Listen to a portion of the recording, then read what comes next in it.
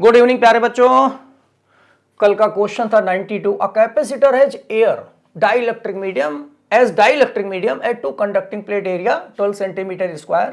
They are 0.6 centimeter apart.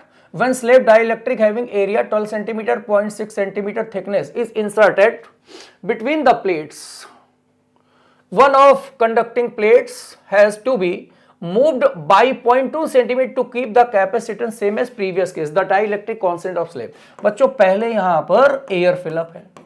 अब air fill up करने के बाद में इसके बीच में हमने एक डाइलेक्ट्रिक मटेरियल फिलअप कर दिया, तो डाइलेक्ट्रिक मटेरियल फिलअप करने से कैपेसिटी इंक्रीज हो जाएगी।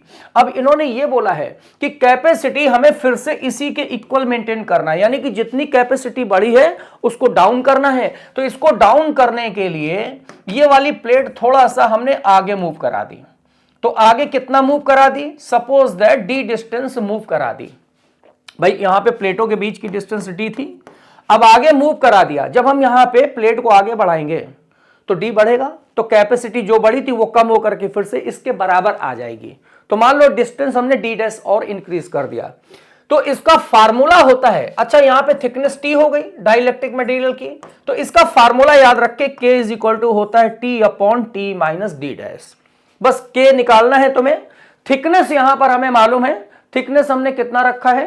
0.6 सेंटीमीटर की स्लैब रखी है थिकनेस, और डिस्टेंस कितनी बढ़ाई है? 0.2 सेंटीमीटर डिस्टेंस बढ़ाई है। तो 0.6 अपॉन 0.6 माइनस 0.2, ये आ गया 0.6/4 3/2 यानी कि 1.5, यानी कि इसमें ऑप्शन नंबर 4 मैच कर जाएगा। तो ये फार्मूला याद रखें। ओके बच्चों, नेक्स्ट क्वेश्चन देखते हैं आज का। अ dipole with two electric charges 2 microcoulomb magnitude each with separation distance 0.5 micrometer is placed between plates of capacitor such that its axis is parallel to electric field established between the plates when potential difference 5 volt is applied. Separation between plate 0.5 mm.